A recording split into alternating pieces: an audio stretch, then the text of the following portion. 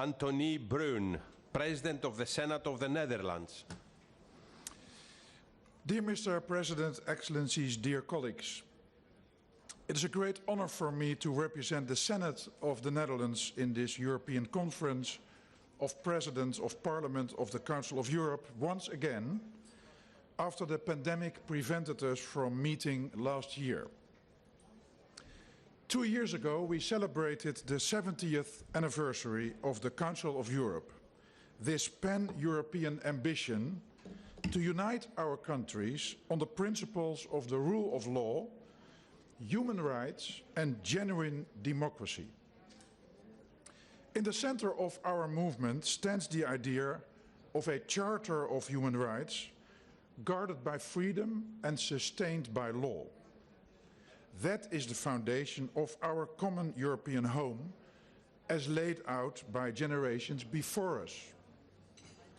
Today in this session we look forward of what lies ahead of us and what our common European values bring to future generations. Colleagues, I would like to take the opportunity to take you to my country, the Netherlands, and especially to our parliament, where my colleague from the House of Representatives, Mrs. Bergkamp, who is present here today, and I have an alliance with an institution called Pro Demos, literally for the people.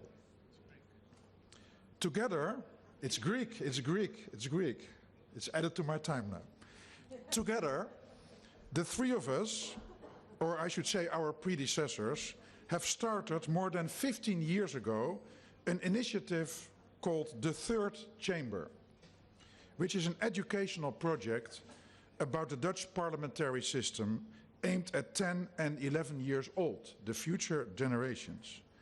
The name Third Chamber derives from the Senate in the Netherlands called the First Chamber and the House of Representatives being the Second Chamber. Hence the Third Chamber is the home of our future parliamentarians. Apart from being schooled on democracy, the wonderful part of the project is the interactive element. The children learn to debate on issues that are important to them. They film their classroom debates, and every fall session, 3 schools are invited for the annual national final debate, which is held in the Assembly Hall of the Senate. MPs from both chambers volunteer to coach the children debating proposals, such as children are not allowed to demonstrate.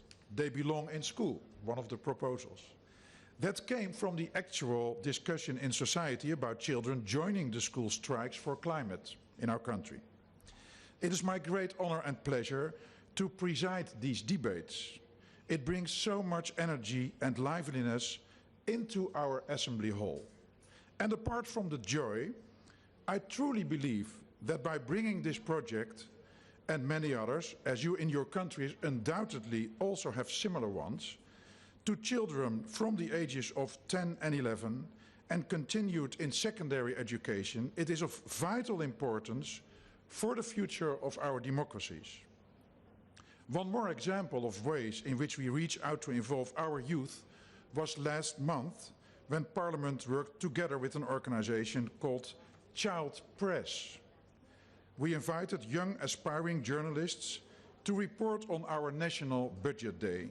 They used our and their social media channels to report on the budgetary plans of the government and the implications of those plans for them, the youth.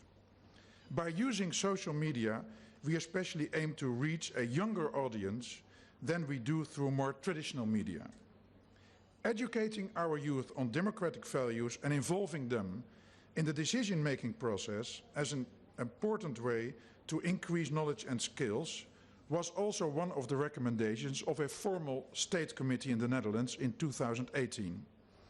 The committee was installed as an initiative of Parliament to advise the Dutch government on the need to reform the parliamentary system. Apart from more emphasis on developing democratic knowledge and skills, the committee also advised on new ways of involving youth and young adults in politics and reforms of the electoral system and competencies of both chambers. Dear colleagues, a lot of the issues I've mentioned reflect on the discussion we are having today, albeit on a national level. As I can't imagine the Netherlands is the sole country to have this initiative, I call upon all of you to share your local and national initiatives so that we can learn from each other. The power of education extends beyond the development of skills we need for economic success. It can contribute to nation building and reconciliation. Nelson Mandela famously said, "Building on a common European future for next generations starts now by empowering our youth." Thank you. Thank you, sir.